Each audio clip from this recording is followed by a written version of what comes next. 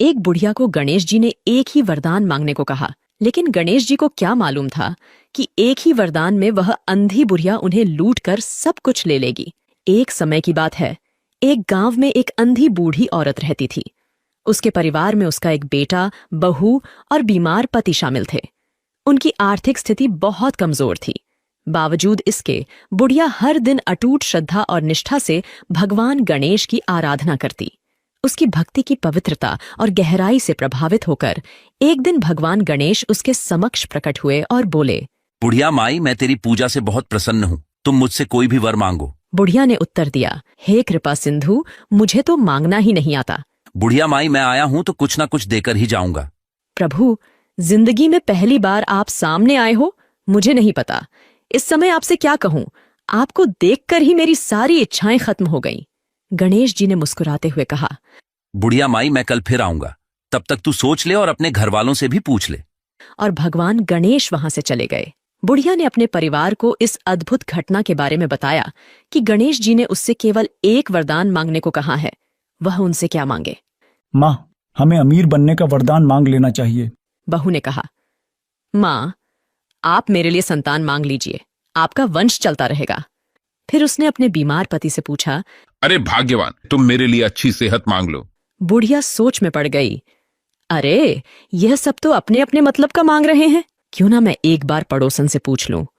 उसने तब अपनी पड़ोसन से भी इस बारे में राय मांगी, जिसने कहा, तुम्हें न तो धन मांगना चाहिए, न ही घर।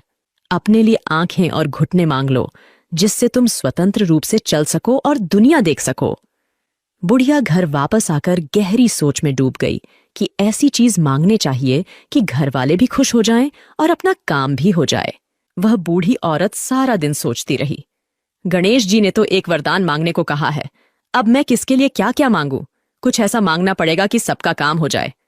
जब सुबह हुई और बुढ़िया ने फिर से अपनी नित्य की पूजा शुरू की, तो भगवान गणेश ने वादे के अनुसार पुनः उनके समक्ष प्रकट होकर पूछा, माई, सोच लिया? अब बता क्या मांगती है? बुढ़िया ने उत्तर दिया, श्री गणेश जी महाराज, दया के सागर, आप मुझे ऐसा वरदान दो कि मैं अपने बड़े से बगीचे में टहलते टहलते अपने पोते को उसके दादा के गोद में हमारे सारे परिवार के साथ सोने के झूले में हंसते खेलते और झूलता हुआ देखूं। गणेश जी ने स्नेहपूर्वक मुस्कुराते हुए कहा, माई, मैंने तो तुम्हें एक वरदान मांगने को कहा था, लेकिन तूने तो मुझे ठग लिया। तुमने एक ही वरदान में अपने लिए आंखें, बहू के लिए संतान, अपने और अपने पति के लिए लंबी आयु और स्वास्थ्य, परिवार के लिए धन दौलत और जमीन, और साथ में अपने लिए आंखें भी मांग ली।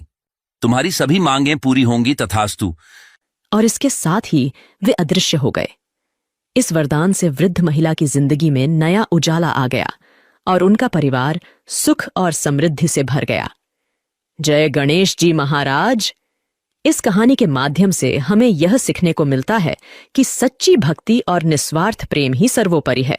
जैसा इस वृद्ध महिला पर कृपा हुई, हम सब पर भी ऐसी ही कृपा हो। धन्यवाद।